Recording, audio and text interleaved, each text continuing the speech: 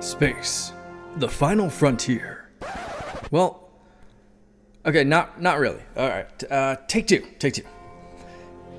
Here in the Mitten State, welcome to Code 47, bringing you all things Star Trek, spanning the quadrants, the best thing since the neutral zone. Hey, we are back. It is the Code 47 podcast on the Secret Friends Unite podcasting network. This is episode 145. I am your humble servant, Trek Lord to West Michigan, Charlie Carden, joined as always by my number one, Mr. Peter Stein. Peter, good morning to you. Hello. All right. We've got a great episode, including an awesome co-host in segment 2 that I don't want to spoil. So, but if you've read the description of the episode, it's not really spoiling. But it's TrekCulture's Ellie Littlechild. So super great and excited to record with her. But first and foremost, let's jump into talking about the fantastic people over on our Patreon, Secret Friends Unite. Secret Friend Squad. Well, that was too much verbiage. But at any rate, if you go to patreon.com/secretfriendsunite, you do get the great benefit of early shows like this one. We come out either 1 or 2 days before everybody else gets it. Exclusive shows without ads, and Discord benefits free for 7 days. And then you stay on board for as little as $2 a month. And that is a heck of a lot of entertainment for only $2. These folks know what's going on. My buddy Derek, aka the Figure Dude, Francie, who is my wife's hairdresser, awesome lady, loves our Bad Movies podcast that April and I do. Luke Lore, Mr. Xbox Expansion Pass. My awesome Uncle Tim. On the Friends with Benefits level, we have John Sedorf, the awesome Phoenix Sisters Entertainment, Kelly and Crayley. Crayley just welcomed a new baby girl, I believe, so congratulations there. Brendan Myers, Corey and HD, Matthew Keel, our buddy Kurt Krug, who gets us set up with all those great creatives for the wonderful interviews that we have on our Patreon, and our friend Tanya Lee down there in the Southlands, and our Secret Friends Unite super squad of Sean, Stella, and Henry Nias out there in the Twin Cities. We are very grateful. And very briefly, through the end of April, our Secret Friends Unite Patreon giveaway, sponsored by the Nias family, is still in play. All you have to do to get a free year of our Patreon, all this great bonus content, is send us an email, secretfriendsunite@gmail.com. That's all one word with an @ symbol in the middle, secretfriendsunite@gmail.com. A couple of people have already got it. There's a few spots left. Drop a line, find out what it's all about, and get it for free. And thank you to the awesome Nias family for helping make that happen. All right. So we have, as we don't always, but we do this go around, a couple of news items to talk about. And again, we were off for a month, which is weird. No, I had, I was down for work. I was down in Atlanta, Georgia for a week for my industry's national convention. I work in the food service equipment world. So it made it not possible to do a show at the beginning of this month. So we missed some stuff. But first and foremost, writer and producer of the 2009 Star Trek movie universe, the Kelvin universe, Robert Orci has passed away at the age of, don't make me math, 52 years old. So, there's a lot that we can say, obviously, about those films, and obviously plenty that you can say about this man's talent, but focusing on those films, while for me it was very much up and down, the second installment not being a favorite of ours, we've talked about it on the show before. There's no doubt that bringing that film back into the theaters when it happened did get the franchise a lot of fans. It put the spotlight on. The show had been, Star Trek itself had been off television for 4 years prior to that. So there's something to be said about that. And it was a successful film by the metrics.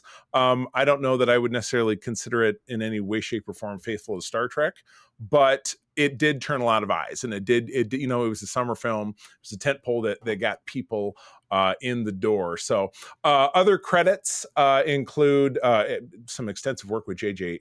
Abrams, including his 2006 film Mission Impossible 3, and working on the 2007 Transformers movie. Maybe we really shouldn't talk about that. But yes, your thoughts about Mr. Orsi's work? I mean, he's been involved in some decent projects. I think if he had been able to step out of the Abrams shadow, he may have been able to do some better stuff. I think he did later. Yeah. But interesting dude outside of his work on Star Trek. But yeah, it's sad that he has left us, but I mean, yeah, I don't have a whole lot to say, obviously. No, that's okay. I do find it interesting just reading the notes from this article. And again, we're referencing from trekmovie.com, which is frequently where we get our news from, is that he was a fan since being introduced to Star Trek by his uncle, Richard Rabot, which was the name of the captain of the USS Kelvin that we see at the beginning of the film. So I thought that was pretty cool. It's always fun when writers are able to throw in little nods to like family and stuff, as long as it's not like, way over the top. Yeah, exactly. So so rest in peace. Our thoughts go out to his friends and his family at this difficult time. So never easy to lose a loved one. So moving on. Yeah, exactly. Yeah, I mean, he was a couple of years older than me, so I consider in the greater scheme of my things that's young. At least from my perspective. You ask an 18-year-old, I'm equivalent to like a 1,000-year-old, but that's what everybody thinks when they're that age. All right, so here's a bit of news, and I don't know. This is an article from my birthday, Feb 23. So this is going back a little bit, but Shatner, who is in his 90s, good God, he's 93. And he's still incredibly active on the con circuit. I saw him. The con I was at last weekend. Oh, he was at Lexington. Yeah, that's right. You were in the field last week. I was. But he was at Fan Expo Chicago, where our friend Kurt Crew got Todd and I front row seats. Also, I have told the story in the past about how he was on the Star Trek cruise back in 2023 and lambasted me and asking a question when I mentioned something about Star Trek Next Generation, which I just found delightful. I mean, Shatner can't really hurt you. He's an old fella. He's not going to hurt my feelings. First of all, my feelings are pretty hard to hurt, but still, I find it delightful. But yeah, he's still rocking it on the circuit. He's going to be on the cruise next year, which April and I are booked on. We're very excited about that. But he did give a hint in talking at Fan Expo Vancouver late last month about a potential return of Kirk to the big screen. He's quoted as saying, "I have been asked to come back as Kirk many times. If Kirk is going to come back, it has to mean something." Couldn't disagree with that. It has to be the show. But I was impressed by this writer, so I said, let's talk after I'm done in Vancouver. So I'm awaiting a pitch to make it to the show, and it should come Monday or Tuesday. Wow, we've obviously canonically not seen the captain, the character of James C. Kirk since 1994's Star Trek Generations. There was the non-canonical, now I'm going to forget the name of it because it's a bunch of numbers that we got a few months ago that we broke down on the show. It was Stardate 25 something or other. Do you see? You don't know it either. At least you said Stardate 25 something. It's an OTOY video, yeah. OTOY video, yeah. Which are, while they are non-canonical, they do just an absolutely incredible work. They are heavily tied to the Roddenberry archive. So right, exactly. Canonical is questionable. It's not non-canonical, but it's not canonical. And the whole debate around canonicity or canonization, or whatever the hell you want to call it, is really perfunctory because, again, things should be about what you enjoy and how you enjoy things. So I'm a canonista. Peter, you are too. We worship at the altar of canon, quite frankly. But that segment was absolutely spectacular, and Shatner did participate along with the great actor Sam Witwer, who also portrayed the physical embodiment of that part. But the question is, how would Shatner fit into Star Trek now? I mean, I assume they are referring to, as it goes on to say, the only two shows we have right now are Strange New Worlds and Starfleet Academy.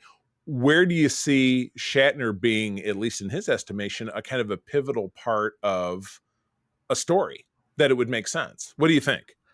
So, I don't know if you're familiar with the fan series Star Trek Phase 2 that Yes. was earlier Star Trek New Voyages.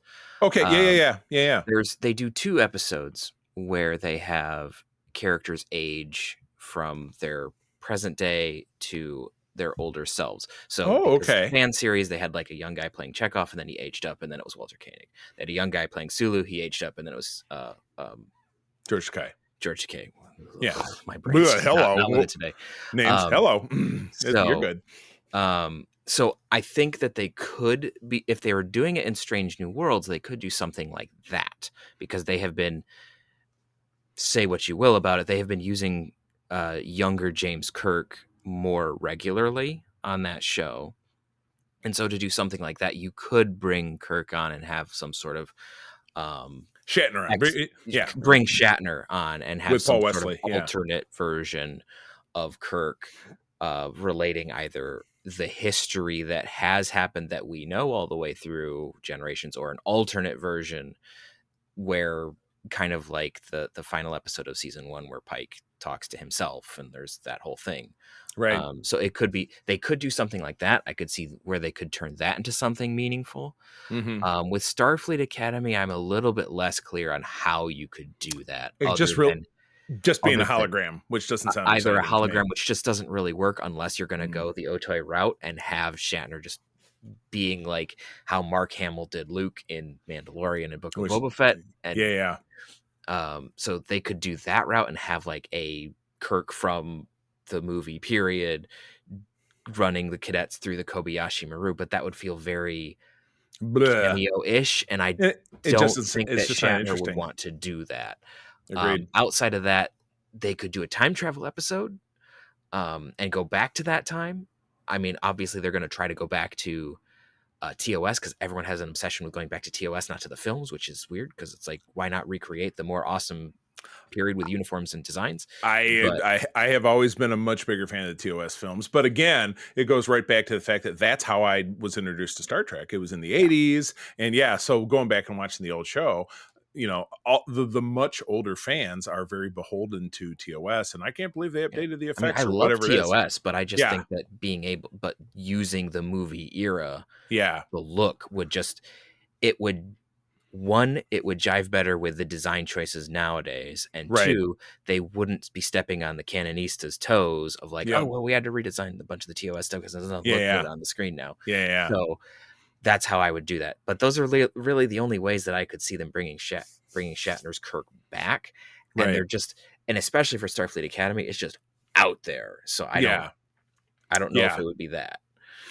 Yeah, I 100% am in alignment with you about the aging up bit, and then it becomes, well, that's part of the episode, that how do we get him back to being who he was and whatever it is, and then having Kirk have this meaningful time period, or doing a split, like, oh, now we've split them, and it's it's like the enemy within, but maybe it's not, quite so negative or something. So I could see that. I'd be fascinated. Now, in this article, if you keep scrolling down, it does make mention from Picard season 3, which I just enjoyed enormously. It says there's a tantalizing tease from Picard season 3 of Kirk's remains being kept at Daystrom Station, and where theoretically not being fully dead. Yeah, I did see that. Yeah, it says where the display text has the name Project Phoenix, which of course certainly implies that a resurrected Kirk / clone of Kirk may be in the works by Section 31 in the early 25th century. This might lend to the idea.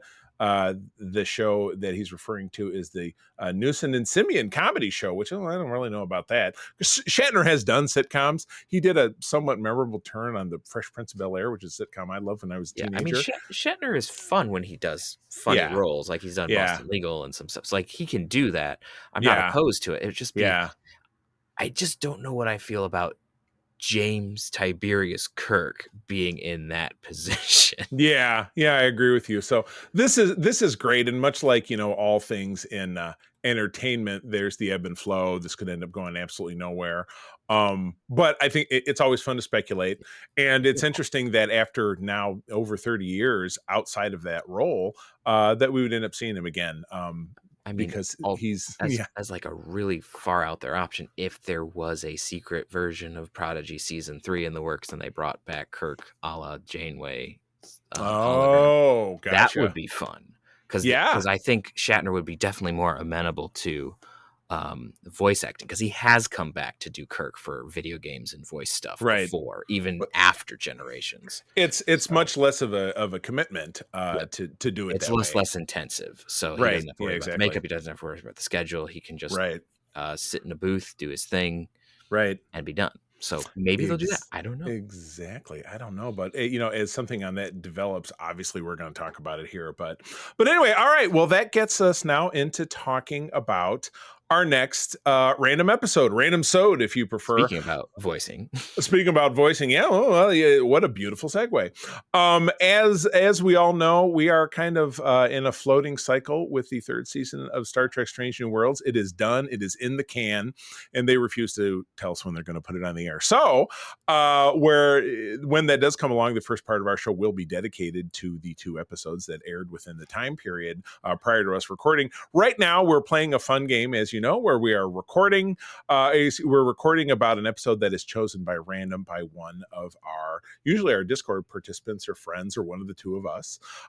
So the dice was rolled on this one. I actually think this one was my choice, and it was interesting for me because it is an episode of Star Trek: The Animated Series, the 1970-73 22 episode return of Star Trek, which its canonicity of it has been debated. It's definitely partial, in so much the fact that elements of it have come into official canon.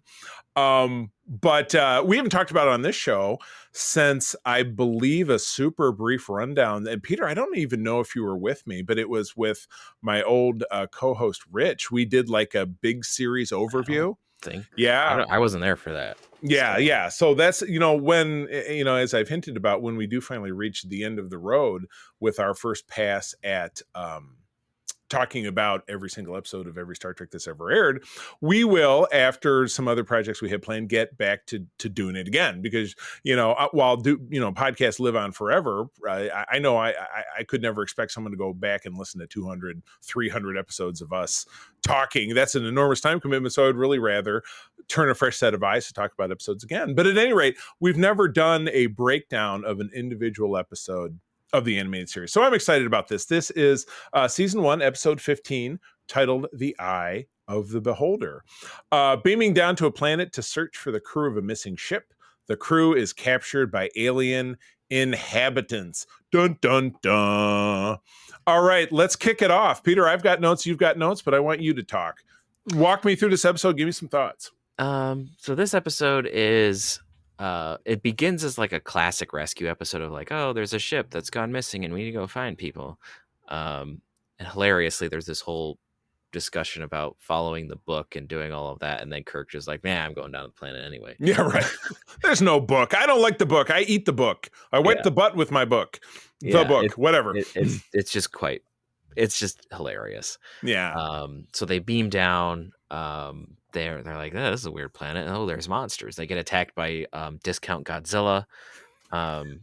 Changing the name of the episode. Thank you for that. Please continue. Yeah, so they get attacked by Discount Godzilla. You definitely know he's made out of rubber because McCoy doesn't die when he falls on him.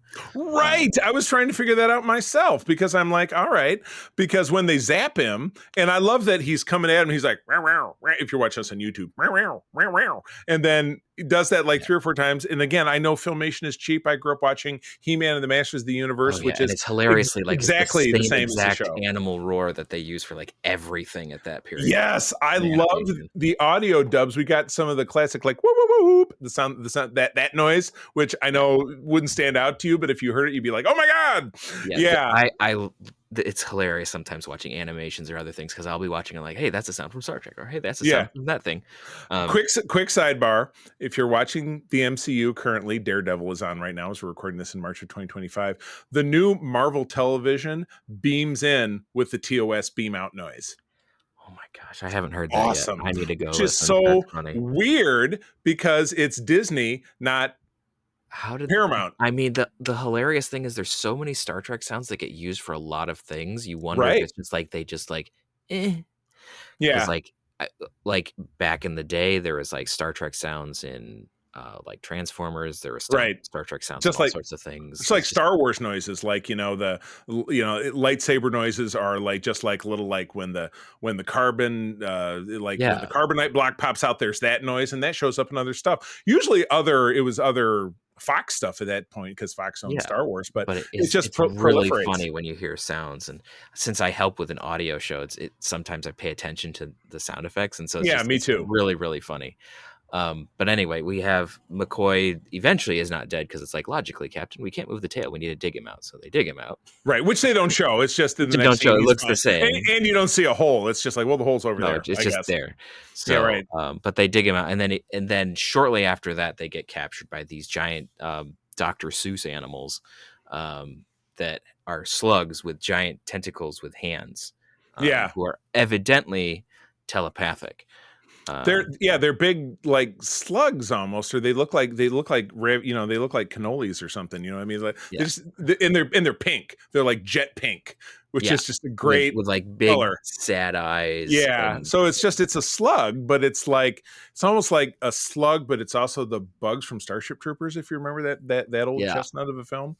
Yeah, they're a very interesting design, and I see here in the commentary that they had is like, yeah, this is an alien that never would have worked in the live action series. Like, no kidding. Yeah, most of this wouldn't have, which was really that my fondness for the episode really springs from that concept. They really made the best, even though it kind of looks shitty. Sorry, I mean, like they made the best of kind of what they could do, but even the animation, like the hawks that come shooting down those creatures, they have one clip that they show like 4 times of them just going and making the same noise that again it's from a memory bank of noises, but even if you watch like the very first shot, first of all, going back even before that, just as a general note, they work so hard at making I wrote a non-legally actionable music score to be the theme, because it's not the Star Trek score, but it's like super bouncy and it's kind of fun. So I like it in its own regard, but it's like, but that's not really the Star Trek music. But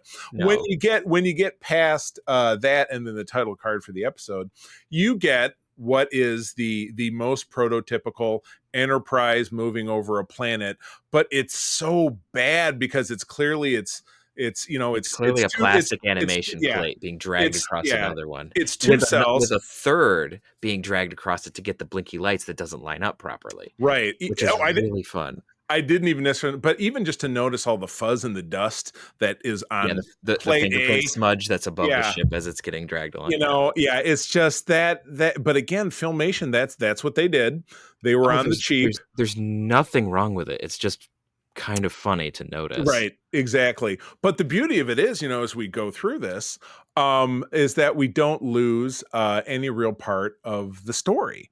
No. The story still stays consistent. We've got a very good typical, and again, the writer of this is, now I don't have that in front of me. But I'd have to scroll back to the notes. But the writer of this, it wasn't a name that jumped out at me. But remember that TAS, or the animated series, had a lot of great writer talent from the original David series. P. Harmon. Yeah, so I mean that's just not a name that I know.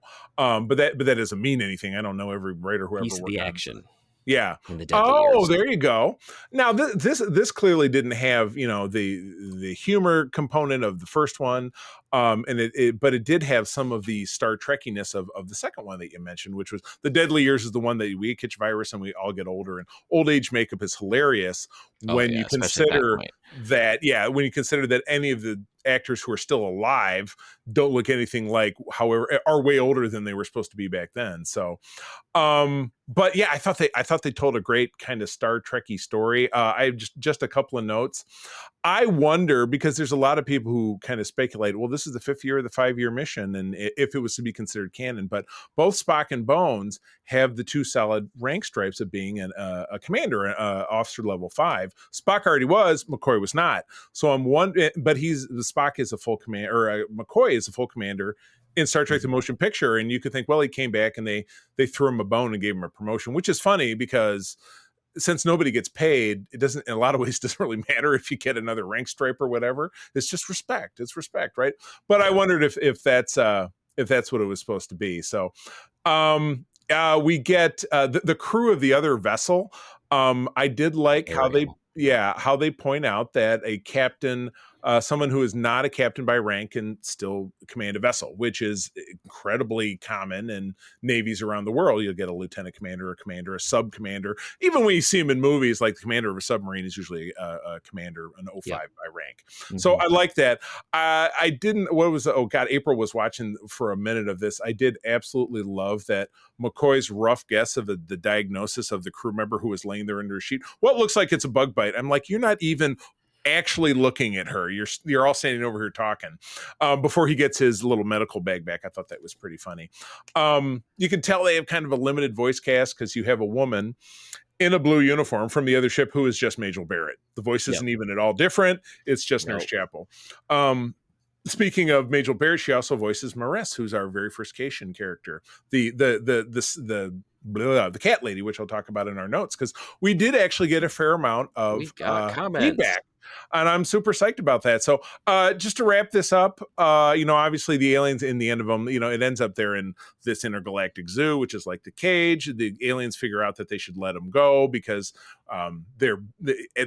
Scotty actually beams up the child of these other two aliens, and then giving them back, they said, "Oh, we should let you guys go," and they send them off with come back in 20th or 30th century, you apes, primitive apes.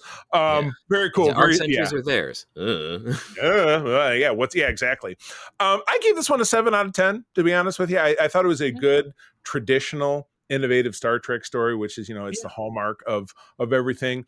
But again, I have a hard time letting go of how bad Filmation is at making animation. Like you said, it's great, it's fun that you see that they're dragging the ship across, and all right, I get that, but I mean, to be fair, some of that animation, some of the imperfections would have been covered by televisions at the time, right? Which is something that like a lot of Star Trek shows actually relied on, which is why sometimes when you have the up-res, you're like, doesn't look as good. Maybe we should down-res it. So like, especially like early Next Generation particularly relies a lot on camera blur. But that's something that that's just a note for the animation. But right. But overall, I would tend to agree with you. It's a 7 out of 10. It's not a bad episode. It's got an interesting idea. It's got some funny moments. It's got some decent character stuff. It's got a thought that is developed a little bit. So I mean, it is kind of the conceit of like, oh, there's this super advanced race that's putting us in a zoo because we're just animals to them. Right. It's not my favorite thing that gets done because it is done in other sci-fi stuff too. True. Yeah, it is. It's a trope. Yeah, without a doubt. And it is one of those like, okay, so sentient species can tell that another species is sentient, and we're just going to put it in a zoo anyway. Like, it's not like we're putting in like, I don't know, an aardvark or something. Right, because it's like that discount aardvark. Yeah, but like an aardvark doesn't really have like culture, or it's not wearing clothing, it's not carrying tools. Yeah, right. Well, it's not carrying tools. It's not communicating in a language. Right. And so it's just one of that part, especially with like the cage and this and other stuff. It always strikes me as a little weird. Of like, is the conceit that when we evolve to a certain point, we just cease to see the humanity of those who are less than us? That seems a little dark. Yeah. Let it be known that Peter hates aardvarks. Sorry. A couple of notes, and then we'll read some comments. But director David P. Harmon, dissatisfied with this episode, later remarking, "I wasn't happy with it." Wow, that's really thoughtful. He went on to relate that it wasn't because he didn't believe animation, which disappointed him generally, was suitable for the emotional depth of Star Trek. Maybe. I mean, that's fair for that period. Yeah. But we've seen since that it's gotten better with that. So exactly, limitations of the time. Exactly. So as we've said, the design of the Lactrans, which is the slug people, well suited for animation. Their mode of travel was very economical, and since the animators did not need to illustrate moving feet, the large edge of the island. There's a great one with the eyes where it gives Kirk the side eye, which I think that's the best part of the episode. He goes, Yeah. when Kirk is fiddling about. Was what the side I was in, and that was meant to convey emotion without dialogue, which I think they did really well. So all right. Yeah, some comments from our various socials. So, because I did a post, as I do not only in Facebook in general, though we've moved more over towards our Discord, the various Discords that I participate in. Our Discord, United Trekkers of Michigan, which I've talked about, and I'm on 2 Discords for SFI chapters, for which I'm not a member, but I'm more of an advisor. And we did get some feedback from those. So my good buddy Jonathan Snedeker, who you hear all the time over on our Patreon, asked what characters were added to the series that are considered regulars, and that would be Eric's, who is I wrote the 3-armed orange dude. I don't remember the name of his race, and Maress, who is the Cation cat lady, precursor to Dr. Tana from Lower Decks, who is a very different character. Slash Ritter, who is one of our very regular participants on both SFU and the United Trekkers Discord. He says, TAS was my first Trek, for better for worse, back during early reruns.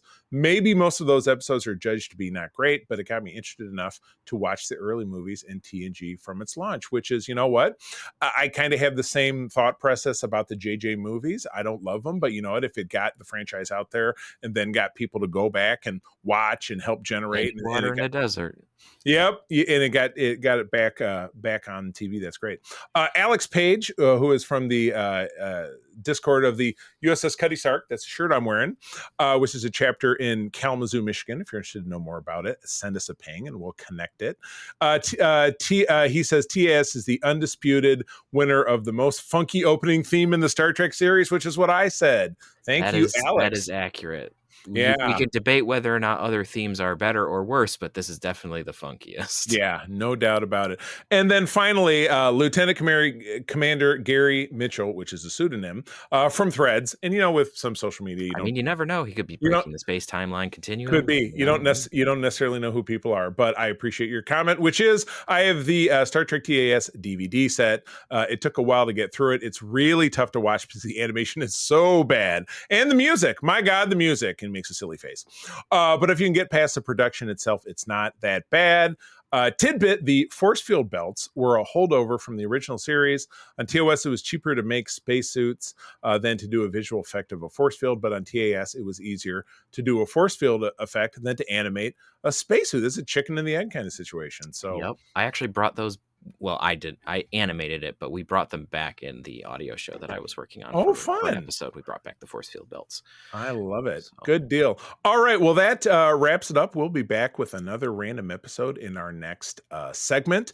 But we are going to move on. So we'll take a brief pause and pick up with our special guest, Ellie Littlechild, Littlechild. Oh my God. Hello. I knew it was little something. And we actually recorded with her first because of the time differential. She's over in England. But we talk about the second segment. Time differential. That's a tool that will be important. Oh, my goodness. It will be. But she talks with us about several episodes of season 6 of Star Trek Voyager. So a quick pause and we will be right back. Hey, Secret Friends Unite. Let me tell you about Zencastr. We use them for our show, and now they're supporting us. Zencastr is now the all-in-one solution making podcasting easy. It's the ultimate web-based podcasting solution. Provides high-quality audio and video podcast production and hosting. With a full suite of professional tools, podcasters can seamlessly record, produce, and publish studio-quality content, all from one dashboard. Being a creator has never been easier. And we chose Zencastr because of the ease of use, high quality output, and it makes it super easy for our guests to come on. We had multiple solutions we tried before, and Zencastr has just been the best fit for us. Why Zencastr? It's now super easy to record a podcast with Zencastr. Log in using your browser and start recording a high-quality podcast right away. Record studio-quality sounds and up to 4K video with your guests. Feel a sense of zen knowing Zencastr's multi-layered backups ensure you always have your recordings in the highest quality, even if the connection is unstable. Have you ever worried what you sound like? Zencastr's post-production process makes you sound buttery smooth. It automatically removes those ums and ahs in your recording. It removes those awkward pauses in conversation too. Set the right podcast loudness and levels while reducing background noise with the click of a button. So if you're interested in making an easy, high-quality podcast just with the click of a browser button, go to zencastr.com/pricing and use my code SFU1. You'll get 30% off your first month of any Zencastr paid plan. I want you to have the same easy experiences I do for all my podcasting and content needs. It's time to share your story. Now back to the show. Hey, all right, we're back to talk about the second part of Star Trek Voyager, and we have a guest.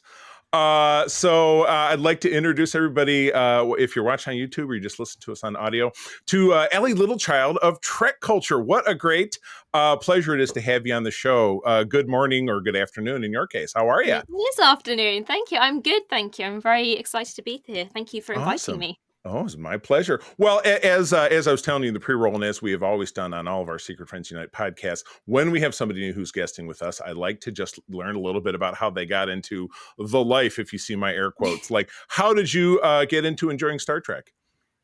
Well, it's quite interesting, actually, because, there's so many people that go, I grew up watching Star Trek, and I didn't not watch it. My mum was and is a massive fan of The Next Generation. So I did grow up being exposed to Star Trek, and I could tell you who all the Next Generation characters are.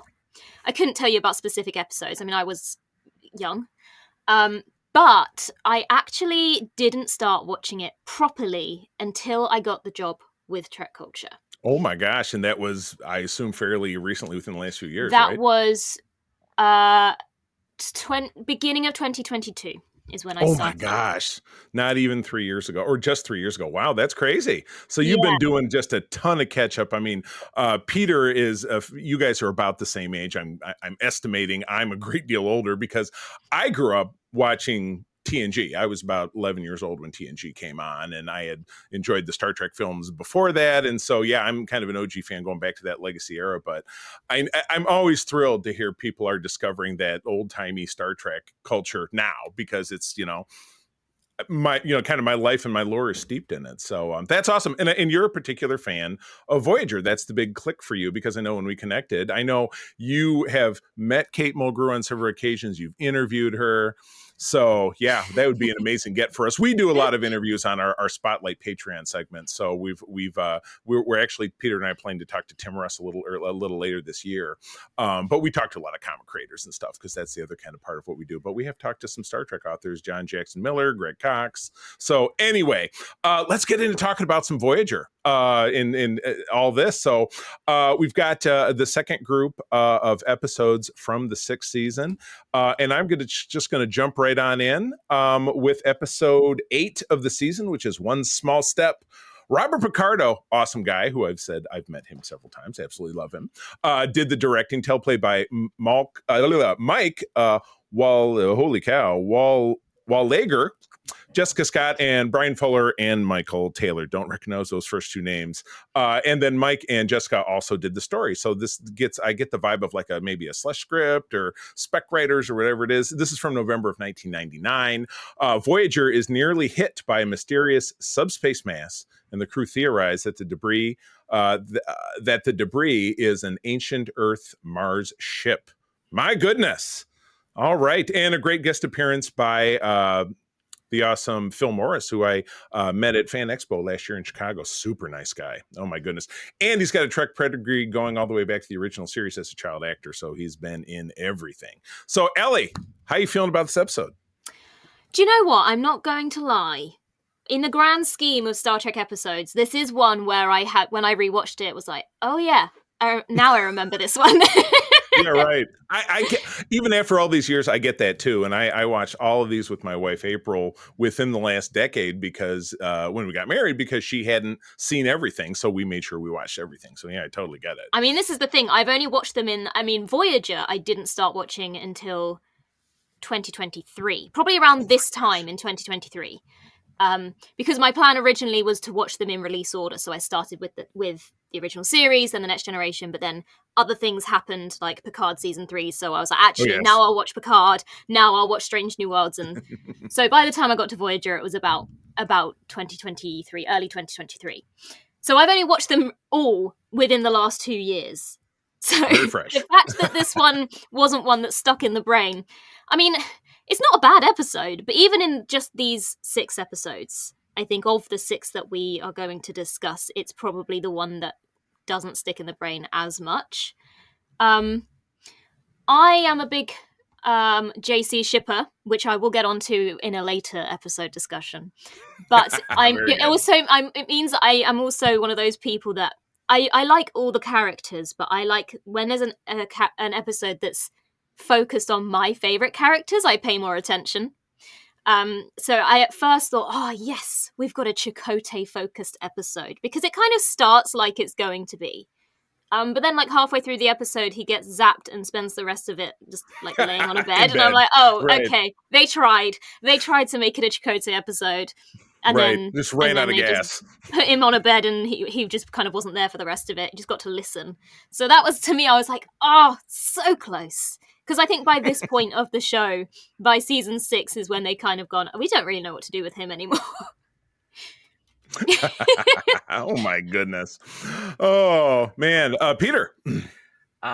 This was an interesting episode. I kind of agree that it wasn't when I turned it on. First I saw the description and then watched it. I was like, oh yeah, this did happen. We're sorry, Bob Picardo. We're I know, sorry. I feel a bit bad because it's Bob Picardo's. Was it his directorial debut?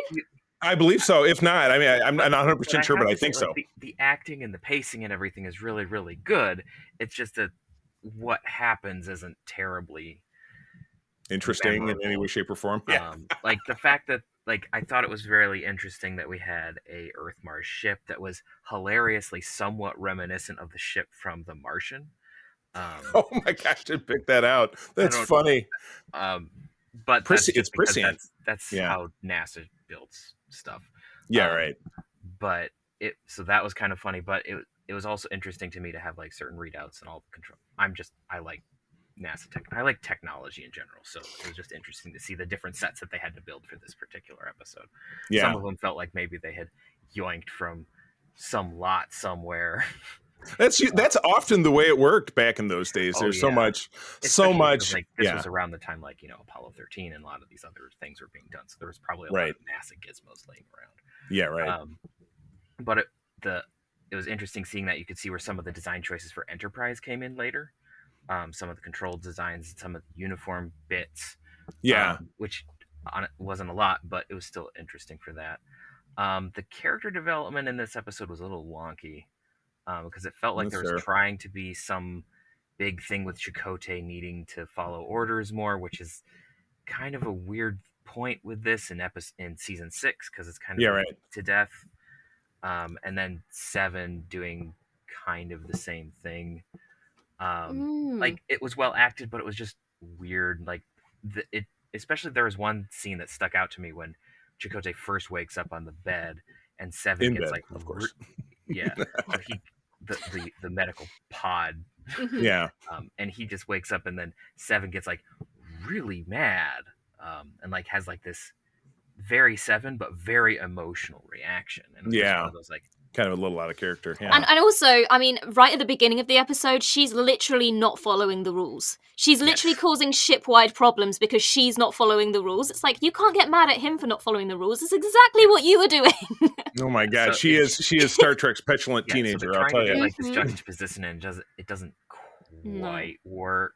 I tell you what I did like. I liked that we started to see a little bit of that exploration of Chakotay being like a paleontologist. Yes. Because we've never really, I mean, we did explore it a little bit earlier on, but this is what I mean. We never really got to explore much depth to his character and who he was before the Marquis, but after he'd left his homeworld. That kind of what drove him to leave his homeworld and join Starfleet, and that kind of desire to learn and things. And we started to see it, and then he got zapped.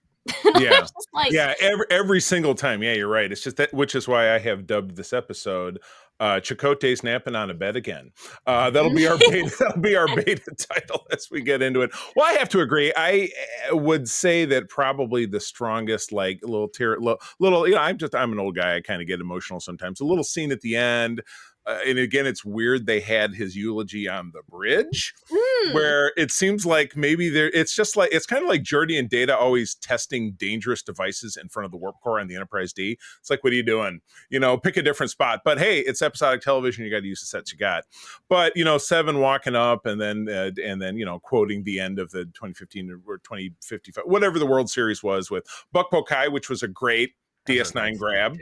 Yeah, I thought that was pretty great. So that kind of gave me but yeah, you're right. She was like, I don't like this and I like this, but I don't like you, but blah, blah, blah. She was all over the place, very much all over the place kind of episode. So even in that final scene, Chakotay still in bed, a different bed, but still in bed. Like, why is he not there? If that were me Right. and I idolize this guy, I'd be like, no, Right. I'm going to the bridge. You can hold me up if you need to, but I'm going to be there. I can sit in my chair. My chair is yeah. there.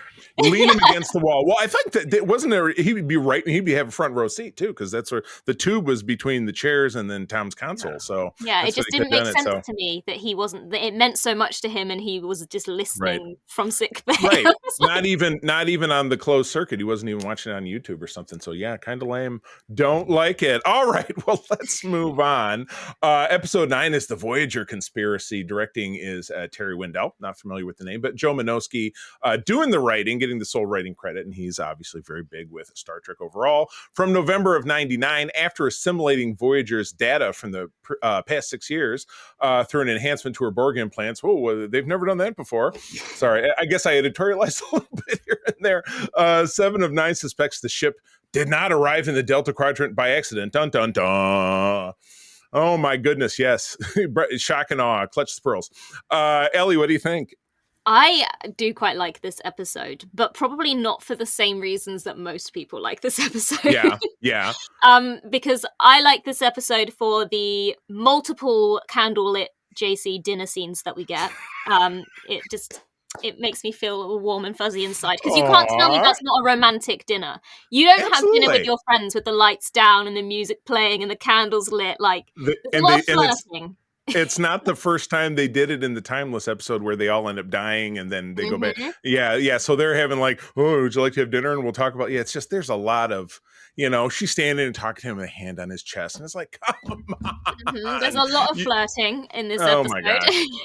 Oh my goodness. But I do feel that it's a good message to give in this episode. First of all, here's the consequences of when you just try and cheat the system. If you just read the files like everybody else, then this would not happen, Seven. Why'd you have to try and cheat the system? But I also think it's a good episode, particularly in the day that we are now, in the time that we're living in now, of how like misinformation can be spread so easily. Oh my goodness, yeah. And how one person saying something with conviction and confidence can bring so many people to believe that to be true because they trust in the person that's telling them. And how one event can be reported on in so many different ways, and you can come to so many conclusions based on one piece of information. So I think it's one of those episodes that probably was quite a good message for the time, but it's kind of aged really well in the days that we live now, that it's still a message that is very relevant to the time that we're living in now and how easy it is to spread information. I mean, I feel that as someone with a following, I feel a responsibility when I post anything that I don't want to post anything that people might take to be fact. So I won't post things about, maybe political things or things that, because I have a following, because people trust in what I say, I don't want to spread misinformation. So I kind of really thought that this was a good message in this episode, because it's so easy for that to happen now. So I'd rather report on the things I do know with that certainty, rather than just giving you my opinion, the conclusions I've come to, but you might take that as fact because I'm a trusted source in your mind, but I'm not a trusted source. So yeah, that's what this episode kind of sparked in my mind. Excellent. Good deal. Peter. I would tend to agree. There was something that also stuck out to me about how this episode went about that, where it was Seven giving the false information on both sides. Yeah. And I thought that was an interesting idea, because there are people who do flip-flop on their opinions regularly. In terms of like, good Lord, yes. in terms of like they're very vehemently against one person one day, and then the next day they're very vehemently against a different person on the other side for no apparent reason. So with this one, there is kind of a reason, but it's also not, because it's just like, oh, she got a little bit more information but misinterpreted it entirely. Right. So but the interesting thing is, like you said, like she had the one thing that she was right about, being the photonic fleas. Right. And then it's like, oh, well, she must be analyzing the data all correctly. Right. No. Yeah. Incorrect assumption. Yeah. Trusted source, but then a trusted source just going rogue. So it was really interesting, but at the same time, for me, there was a little bit of a stretch of the disbelief for me, simply because I guess at this point of the season of the show, I always thought that Chakotay and Janeway knew each other better than that. Although they do kind of, once they communicate and talk to each other, once they actually talk to each other, it gets resolved very, very quickly. But there was just something on Janeway's face when Seven told her that it was like, I'm not sure that she believes it, and then she's acting on it. So it wasn't that far, especially because it got resolved fairly quickly. But it was just but it was still really well done. Yeah, I agree. You know, again, it's funny, you watch and we don't try to dig too political here, but just watching the news right now and watching the flip-flopping of the politicians in our government right now and people outside of our government, and this person's great, but I used to say this person sucks, and da-da-da-da. Yeah, it's the exact same kind of thing. Where Seven is, but again, you know, through the benefit of Star Trek storytelling, she knows what she doesn't necessarily know that she's talking crazy talk, because it all, you know, by the numbers and by this data she's misinterpreting, it all seems like it's above board. So interesting story. InfoWars, you know, in the 24th century, you know, Ellie, to your point, being so much more relevant in this day and age. So yeah, I thought it was an absolutely terrific episode. So cool. All right, now we're on to one of the big hitters. Oh boy, did I love this episode. Guest Star Central. Episode 10 is Pathfinder.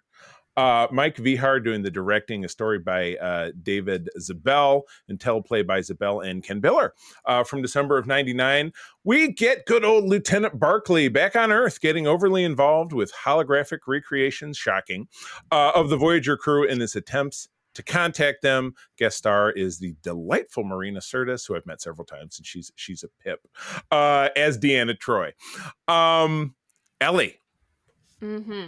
So, as I said earlier, I kind of tend to, when episodes are focused on my favorite characters, I pay more attention than others. So I remember the first time watching this, because it's such an important episode to the journey of Voyager, but it's also an episode that doesn't feature the crew of Voyager very much. 5 minutes. And so I remember less than 5 minutes. Yeah. So when I first watched it, I was like, I don't like this episode. Where are all my favorite characters? Right. Why? This is the Next Generation. Why have I not got my favorite characters here? But since then, having rewatched it, having kind of got more deep into the lore and all those things, it's such a significant episode. And I think it's really fitting that someone like Barclay is the person that fixated on them and then was the one that ultimately made that discovery and was able to establish that the communication between them. I think I can believe that the higher ups go, well, we tried for a while, but we've got bigger fish to fry. And it's one of the kind of little people who's actually kind of focusing on it and going, no, there are people out there, they have families. And I mean, he's not even connected to any one of these people. Right, personally. exactly. And so I think I think it's great that it was Barclay. And yeah, in hindsight, I appreciate it much more than I did the first time I watched it. Right. That's the beauty of Star Trek. Because again, I've been watching Star Trek for 40 years or 30 years. 40 years. Oh my God, boy, I'm old. I mean, I've been watching it since the mid 80s. You know what I mean? The first episode I ever saw, I was 6 years old, and it was the early 80s. It was actually a rerun of the original pilot of the original series. But the lessons that you get and the vibe that you get, the older that you get, or even subsequent viewings, if you're close to the same age, can be remarkable. You know what I mean? And also seen in the context of, well, this is season 6, but then these episodes followed, because because this is the first of several Barkley on Earth kind of focused episodes where, you get him as a cameo, and then you have, the episode in season 7 where the Ferengi are trying to kidnap Seven and get her back through because they want her nanoprobes and stuff, so that he comes back into play. And that you also end up seeing Marina as well. But I absolutely loved it and Peter, I'm sorry I jumped ahead of you. I don't know, I'm just babbling, but I'll toss it back to you.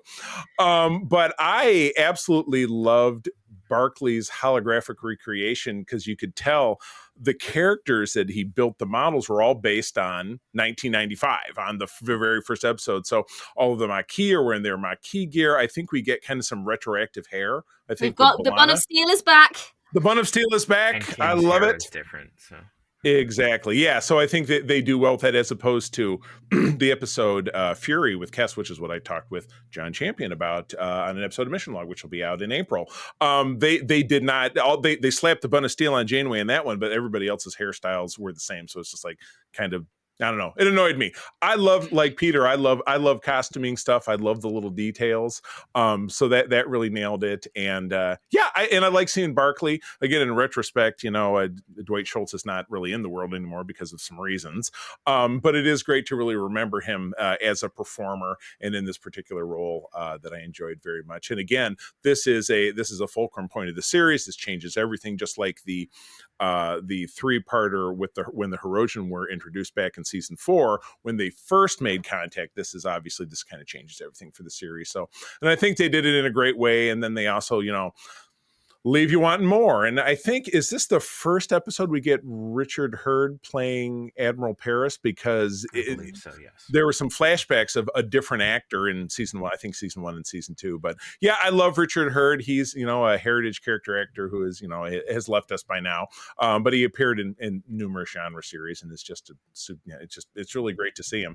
It's funny how both here and in the I think subsequent things, he's talking on the bridge and Tom is sitting there, but Tom follows protocol and he doesn't talk. He doesn't talk over his captain. I like that. It's very kind of militarily consistent, and I like that. You don't defer by getting yourself involved. The kids don't get involved when the grown-ups are talking. So I thought that was a nice grab. Since Admiral Paris is so picky about that sort of thing. Yes, he is. He's a very particular man. On the line. Exactly. So Peter, please. I mean, I'm not entirely sure what else to say other than the characters are really well done here. We get Barkley doing Barkley things, which is hilarious. Mm-hmm. Especially there's a really interesting conversation with him and his boss, whose name I'm forgetting. Commander Harkins, Pete Harkins. Commander Harkins, yep. Where he's like, "Oh, I thought I was giving you a chance, but then I've enabled your hologram addiction, and you've kind of slipped." So it was just kind of like it was kind of cool how there was like an acknowledgement that this character has been somewhere, had growth, and then they're like, yes, we brought this back for a plot reason, here's why.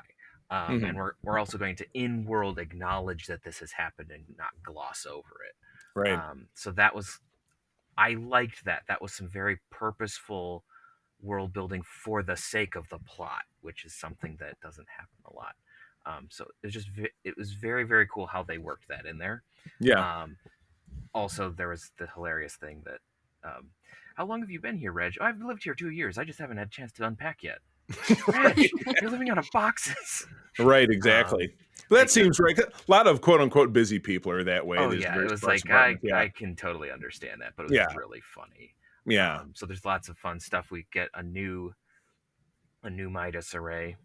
So that's kind of fun, and some cool special effects with that. So it's nice to see that Barkley's right and not in like this really off the wall weird way, but he does the math, he does all the calculation, then he ends up being correct, and he's the one who connects them with Voyager. And then at the very end, through line through the episode is Barkley, since leaving the Enterprise, hasn't felt like he's had a family, and then at the very end we have the Voyager crew giving him an honorary membership of the crew of the Voyager. Yeah. So that was a really cool moment for Barkley as a character. That he wasn't there for, of course. But he wasn't there for it, but they considered it. You know what? Maybe they sent him a picture. The audience, though, there's a nice resolution there. Somebody texted it to him. Here you go. Here's a picture of all of us. Click. Yep. So good stuff. Awesome. Good deal. All right. Moving on to a very fun episode, and it's kind of part 1 of 2, and we get the second half, I think, when we come back next week, is Fairhaven. Alan Craker is the director, heritage director, that's done just so much directing, and so he's a very seasoned dude. But we have a writer of a name I'm not familiar with, Robin Bernheim, and this was the first episode of the 21st Century, airing on January 12th of the year 2000. The crew enjoys a respite inside a holodeck creation designed by Tom Paris, already kind of something to be suspicious of, while Voyager features the threat of an oncoming storm in space. Very typical, very typical Star Trek setup. So Ellie, how are we feeling? So, I have thoughts on this episode. By all means. I won't comment on the Irishness of it. That I'll leave that to Mr. Sean Ferrick. It's not my place to comment on the Irishness of it. And I mean, even though I'm a big fan of Irish culture and of Irish descent, I will also refrain. Very smart. But for me, I like the episode because it's a Janeway focused story for a lot of it. I like that we see a softer side to Janeway. But I also feel that by this point in the season, because we've seen her so refrained from an intimate romantic life, it almost feels too out of character for her. For me, I would have preferred, I said I'm a JC shipper, right? But I always feel like I need to caveat that with more of an explanation, because it's more than me just thinking they should have ended up in bed together. Because I really feel like there was a missed opportunity with those two characters to have explored a really complex situation where it's not that they don't find each other attractive, it's not that they don't have this deep love for each other, but it's the fact that she cannot allow it to happen. She's the captain, she has to have these boundaries. And what I think would have been a more interesting storyline for Janeway, and to address kind of her celibacy, the sacrifices that she has made as captain, would have been to explore her and Chakotay not allowing themselves to act upon the feelings they share for each other, and really seeing the personal effects and how that affected them privately and in those kind of more quiet moments, as opposed to going, well, we probably should give Janeway a romantic storyline at some point. We'll give her a hologram. It just, for me, felt like a cheat. I felt like there could have been such a more complex exploration of the sacrifices she'd made. And I see that they did try to do that with the conversation she later has with the Doctor, and him kind of addressing you can't have a relationship with any member of the crew. But I just think, for me, I would have liked to have seen it done in a more complex way than just giving her a hologram. It just seemed out of character to me. Yeah, absolutely. Yeah, Peter. Yeah, this one's an interesting one.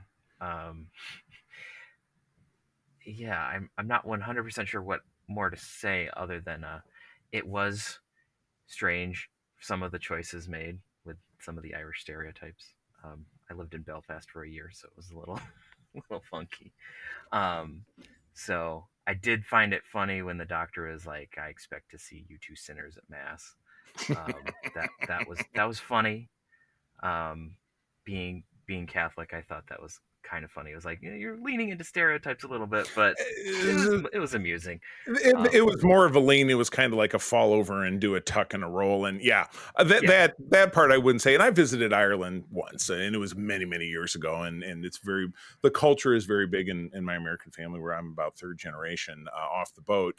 And it was just like, it's a lot of it is way like stereotypically kind of way too on the nose. Well, but it's done for entertainment, and I get it. Well, part of it is a lot of stuff is it's from American television in the late 90s. We based a lot of things on stereotypes of films that we already had made. So just put that in the back of your brain. And then we're also creating an Irish town from Tom Paris, who notoriously knows a lot about many things. Very well. Just ask him. Lots of details. So the fact that it's not correct, they even joke about that. It's like, Tom, the harp is backwards. You're like, oh yeah, well. So like, there's nods to the fact that it's like, yeah, okay.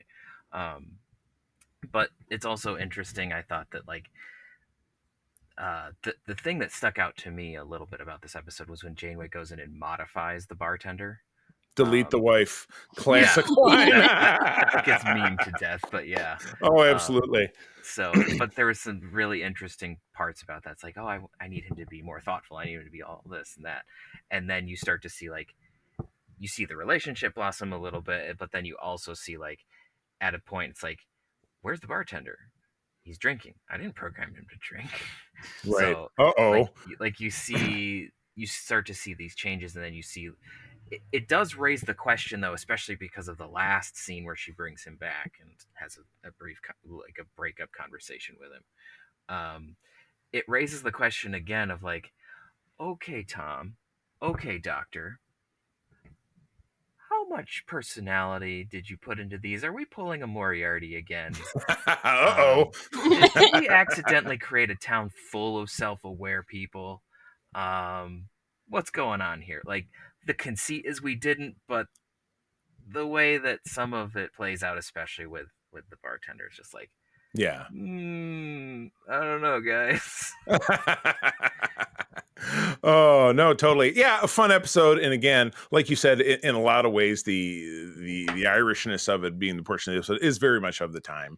90s storytelling, kind of sitcomish. It'd be something you'd see on, Friends or Frasier or whatever it is, something, big of the day. So I get that. But yeah, to Ellie, I completely agree with you. The heart of the story is should this be navigated in a different fashion for Janeway keeping herself captainly and separate and whatever it is, or is that a story that needs to be told?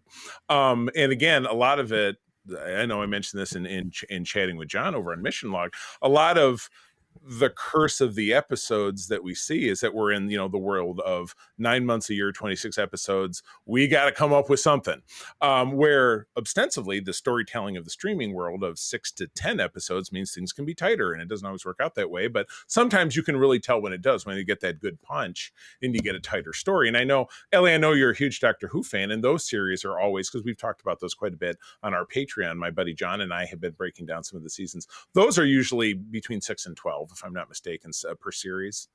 Yeah, it used to be. I mean, it could go up to 14, but now Okay. we're only getting 8. Oh, gotcha. Okay, so the wonders of the streaming world. But ostensibly, you would hope that would just kind of make stories tighter, and you could leave some things to the imagination. So, it was fun. The episode, to me, it was fun, but in kind of a little bit more novel way. That, yeah, you're right. I didn't think it really had the punch that certainly some of the episodes in this bunch do. But speaking of punch, now we get into what is widely considered to be one of the best episodes of Voyager, or so I've been told by some folks. Episode 12 of the season is Blink of an Eye. Gabrielle Beaumont. And I know there was a piece of trivia around this. She is one of the first in the vanguard of female Star Trek directors that really made her mark. And this may be her first segment. I'd have to double check. But if not, it's at the beginning of her career.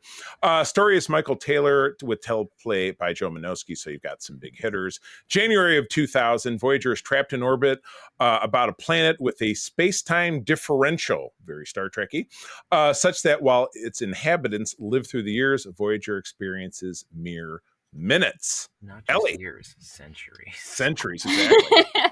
I remember really loving this episode when I was first watching Voyager. And I hadn't seen it in a while, and I rewatched all these episodes prior to coming to talk about them all, and I just was reminded how much I love this episode. You bet, yeah. I love the concept of it. I really like that it puts the Prime Directive into question. I mean, the characters on Voyager have broken the Prime Directive God knows how many times, but in this particular case, I really like that it puts it into question of, we have influenced these people unintentionally for centuries to them. So by not doing something about it, we're actually going to make it worse. So we're part of their culture. We can't just leave it. But I love the questions that it raises. It's a really interesting concept, and I love seeing the progress that the people on the planet make because they're driven by this thing in the sky, and they've got to reach it, and how just this thing that they cannot reach and they can't obtain just influences so much action in them. I think it's just such a brilliant concept. I really love this episode. It's the Picard from Who Watches the Watchers back in TNG. The great Ray Wise in that episode, because they come to worship him as a god, and maybe, and it happens really quickly, but it's like, we should build our entire, society around this and about pleasing the Picard and this thing and that thing. So yeah, most definitely. Peter. Yeah. Yeah, it's a good episode. Sorry, my brain just went somewhere else for a second. That's okay. It's I think this is the first time we've done this concept. Lower Decks does it again. I think even the Orville does it. Not as well, but no Orville talk on this program. It's fine. I'm not a fan. I'm sorry. That's just me. But it's really interesting how we see the development of where we get like snippets through different time periods of this planet. You see like the Stone Age, basically, then you see like the Middle Ages, then you see like the early Industrial Revolution, and then eventually we get up to space flight and such, where they finally send up a capsule and talk to them, and then that guy gets to see everyone. Right. So that's fun. But it's really interesting how we have the whole like idea of things are not as what they seem. Where it's like, oh, there's the ground shaker. It's a deity. Oh, well, it's not. It's just a ship. So how things can sometimes be misinterpreted to be supernatural, even if they're not, which doesn't completely rule it out. But but it is interesting how we have that in there. So, but then you also have like, even in the Middle Ages, you have like, oh, I'm going to send up a letter. Like, it didn't get very far. It's a hot balloon. Right. Come on, do it, hot balloon, do it. Yeah, I'm sure it got up like maybe like a kilometer and fell. Yeah. Well. But at best, but it's really interesting in the conversations with the crew, how they're trying to figure out what to do about this. So yeah, it's just a really it doesn't quite turn the Prime Directive on its head, but it definitely is a different approach that we haven't seen. In episodes before. Absolutely. So, cool. I tell you what I really love. Sorry to interrupt you there. No. But a scene that I love is when they send the Doctor down. Yeah. And bring him back instantly, and for him to have lived an entire life. And I think it's interesting that it's the Doctor that gets to experience that, because, he's always trying to develop himself more and learn more. And it was a really good opportunity for him to really experience a lifetime and kind of appreciate what the crew have lost by being down there, because he can program a holodeck program to experience it, but he really did live a life down there, and I just really appreciated that moment. Absolutely. I think to having a sort of son and Yeah, which you would imagine he had a stepson or something like that, or who knows, because he says, well, it's a long story, but it's my stepson wouldn't be a long story because I have a stepson. It's not a long story at all. I married his mother, so it's not hard at all. This is, and again, I don't have a ton to add because you guys really broke it down, but this is and it predates it by quite a few years, and one of the very earliest appearances of actor Daniel Day Kim in anything, who is great. Again, he was in Lost and Anne Roland 24, which is a show I love, and he's been in tons of stuff in TV and whatever it is. But yeah, got to start on Star Trek, which I'm always fond of looking back at that list of people who got their start in Star Trek. My absolute favorite is from Enterprise, quick sidebar, in the third season, in the episode where T'Pol and Archer have to go back to Detroit, which is my hometown. It's very laughable because Detroit doesn't have those beautiful mountains. But one of the Xindi reptilians is Jeffrey Dean Morgan, who is, of course, Negan on The Walking Dead. But you would never know it because he's wearing this ridiculous outfit. So anyway, yes, totally off kilter. But yeah, absolutely loved it. And it's heralded by all of the great things that you guys talk about. So absolutely one of the, I think, really stellar standouts, obviously of this group, but certainly of the season. And I think if you look at your top 10 list for the series, which we will be actually doing as we go further on down the line, once we finish talking about all the series, we're going to get back into a top 5, bottom 5 of all the series. And Ellie, hopefully you'll be back with us for that, because I'd love to put you in the driver's seat of that one. I think I'll start making my list. Yes. Oh yeah. You got a lot of time, but go for it. Yeah. We're it's hard to believe that by the end of this calendar year, 2025, Peter and myself, and then my co-hosts who helped me start the show, will have talked about every single episode of Star Trek that has ever aired. That was my goal when I started all of this, but we do it in a brief fashion. Otherwise we'd be doing it for 500 years. And so I'm happy to start this, but I also love drilling things down a little bit more. But all right, final episode, and what a joy this one is. Episode 13 of the season is Virtuoso.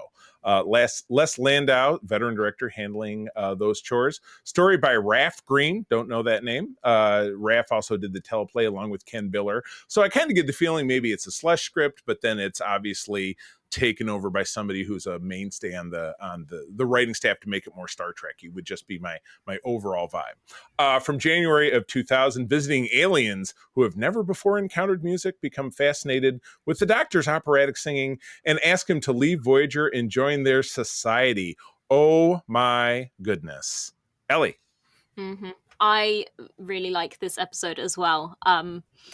I love it when the Doctor sings. One of my favorite moments when the Doctor sings is actually an episode that you've already spoken about, but Tinker Tenor Doctor Spy is one of my favorite episodes of Star Trek ever. I love that episode so much. But I just love that the Doctor has this, because he learnt to sing. It's not just, I mean, everyone learns to kind of sing to the level that he does, but he wasn't programmed to do that. So for him to be appreciated for something that he's kind of really worked on to better himself and to explore, I think that was really interesting. I think my favorite moment has to be when he's signing autographs in the mess hall and Janeway goes in to be like, you need to get back to work. And he says, come now, Catherine. She's like, I wasn't aware we were on a first name basis. And she just fully reprimands him. Oh my I'm gosh. like, only Chakotay gets to call her Catherine, okay? Mm-hmm. Stop it. But I just love that kind of the banter. Yeah. I think it's a really fun episode. And obviously it comments on how art is not just about the technique, but it's about the personal connection and the story it tells. And I think that's a good message to send. It's not just about whether you can hit the notes. It's about the expression within the art. So yeah, I really like this episode. Yeah. No, I totally agree. Peter. Yeah. There's, like you said, there's some really interesting stuff about art here. I thought that it was interesting how at the end he's basically replaced by an AI. Yeah. So ouch. Yeah. And he's already a program. So he's replaced by a better program. He's replaced by a slightly upgraded computer program. Yeah. But like his big thing is like, but it doesn't have the pathos, it doesn't have the emotion that's there. And definitely if you listen to recordings of different people singing, you can tell like the masters from the apprentices, right? You can tell if someone like truly understands the music that they're singing, especially if they're singing what he's singing here, which is Italian. A lot of, at least, Americans have no idea what he's singing. Right. But like if you understand what's being sung about, you can infuse that with a lot more meaning than just, oh, I'm going to hit the notes, I'm going to sing it in this, I'm supposed to be angry in this, but I don't know why. So you're not like emphasizing the words at the right moments because you don't know the language or whatever. So there's a lot of subtle commentary about how that works, which is interesting, especially in today's world where we have so many people who can just make anything. Right.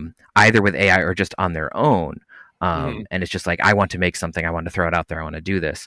Like, I mean, I use some crappy tools to make stuff that I laugh at that I don't share with anybody, but that's different.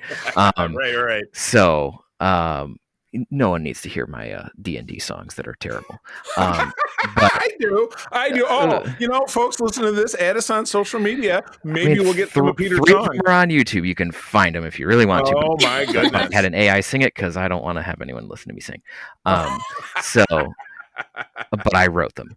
Anyway, oh my gosh, I love it. So, but it's interesting how you have all of that going on, and then at the end, the Doctor is like very sad about it. But then Seven comes and reminds him of like, hey, yes, it ended badly. Yes, there's all this crap that happened, but you did make an impact on these people. They did love you. Like there was an appreciation for your art. There was an appreciation for you.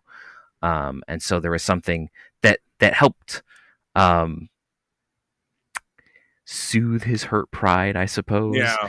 But it was also it was another moment where you have that really great Seven and Doctor relationship there at the end. Big time. So Big yeah. time. Yeah. And talk about a relationship that just bums me out, never came to real fruition. They definitely did some good stuff with it. But yeah, I think this is a great example of something in life that I bump into from time to time with people, when their head gets too big to fit through the door about whatever it is, because we all know people who get a little too high on their own supply, kind of believe in their own BS. You bump into it a lot with cosplayers. I hate to say it. You bump into a lot with fan clubs. I also hate to say that too. People who really think what they're doing has a lot of meaning and I'm the boss of this and that. And you're just a guy. And quite frankly, it's like the old Eagles song, The New Kid in Town. You know what I mean? There's always going to be somebody else that's going to come along who's going to do it better. And there's always a bigger fish. There's always a bigger fish. Yes, exactly. Thank you. Streams.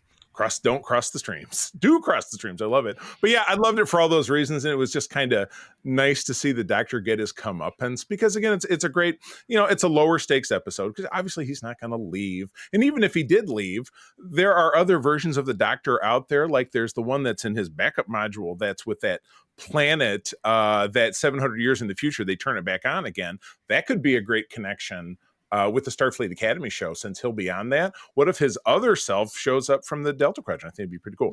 But we may or may not have a theory video that speculates about that on TrekCulture. Wink, wink, wink, wink, wink, wink, wink. I'll be more consistent in watching. Absolutely. But yeah, a very fun episode. And it was nice to see the Doctor kind of learn a stone cold lesson in humility. It really humanizes him, which is, again, much like with Data or Odo or Spock, your non-human character that reflects back on humanity, yet goes through that journey. Or like Seven, of course, so we have two. And Tuvok, oh my God, they're all over the place on this show. People who are, learn about the annoyance of being a human being. I think this does it really well. Well, all right, let's wrap it up by going around and picking a favorite of the group and a least favorite of the group. Ellie, you're up. Oh, okay. My favorite, hang on, let's go with my least favorite, was because I kind of said it right at the beginning, was One Small Step. Just nothing wrong with it, just that didn't stick in the brain as much as the others. And I'd probably say Blink of an Eye is my favorite. Easy choice that I could easily agree with. I will say, Blink of an Eye would be mine too, but I loved Pathfinder, because it was so pivotal. And yeah, you're right, I got a little bit more familiarity, but again, I'm a dyed in the wool TNG kid, so that really spoke to here's characters I love from TNG.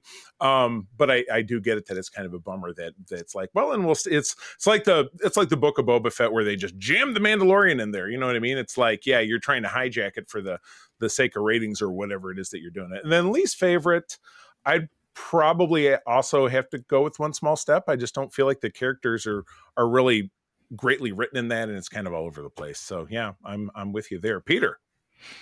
For most favorite, I'm actually going to go with Virtuoso for this one. So as great as Blink of an Eye is, I'm just going to go with Virtuoso. There's some interesting stuff there, which we've already touched on. For least favorite, I'm actually going to go a little bit different, and I'm going to go with the Voyager conspiracy. Oh, okay. Just because it was kind of pinging all over the place, and it's not a bad episode. Just want to be clear, it's just out of this, not my favorite. I do. I love this portion of the show, because we have to do the Sophie's Choice sometimes could be a group of great episodes, but still there's got to be one. There was one where it was like it was like all of the good Deep Space Nine ones, and it was like, dang it. Yeah, exactly. Oh my goodness. Well, hey, that's the show. Ellie, thank you so much for being here. My pleasure. Totally awesome. Where do people find you out there in the world, in the cyber world, as it were? In the cyber, yeah. I'm not going to give you my address. Well, that's a very good idea. I'm on all the social media pages. Luckily, my name is very unique, so if you search Ellie Littlechild, chances are you're going to find me. But I'm on all the platforms. I try my best to make sure I post consistently across all of them, but there's quite a lot of them, so I tend to forget. And obviously on TrekCulture as well, which is primarily on YouTube. Who Culture as well for the Doctor Who fans. Right. But we do also have social media pages for all of those accounts as well. So I'm Gotcha. around. Go, like, follow, and subscribe, etc., etc. And Peter. You can find me around the interwebs at Petrus Aquinas on most social medias. I am not active, but you can find me. Yes, he'll be there. Yeah, you can also find me on ELH's Twitch and YouTube channel, where I play a Temerian engineer. We're actually using the oh dang it, the warp drive that we talked about on Voyager last time. The Slipstream? No, it's not the Slipstream. It's the okay. folding subspace drive, which I Oh, can't there you remember go. the name Sure. of it right now. Me neither. You'd think I'd remember since I'm playing in the game with it, but whatever. So we're that, and then you can also find me behind the scenes on Starship Excelsior. Awesome. Good deal. And as always, I can be found on the major socials as at the C3 THREE. But I spend a whole heck of a lot of my time over at our Secret Friends Unite Discord talking about fun topics of all types. And then we have a Trek particular Discord called the United Trekkers of Michigan. Don't have to be in Michigan to join, but we had to call it something. And with that, I will say thank you again for joining us. Tell you that sharing is caring, and to keep on trekking. Peace and long life. Mm-hmm. This podcast is part of the Secret Friends Unite podcasting network, available on Apple Podcasts, Spotify, and podcast services around the galaxy, as well as video on our YouTube channel. You can support Secret Friends Unite by becoming a Patreon member, get bonus programs and more over at patreon.com/secretfriendsunite. Join our Discord community for even more discussions on all things geek. For all the latest updates on Secret Friends Unite, make sure to follow us on Threads at secret.friends.unite and visit secretfriendsunite.com. Find our merchandise at TeePublic and Redbubble. Thanks for listening, and may the Force live long and prosper.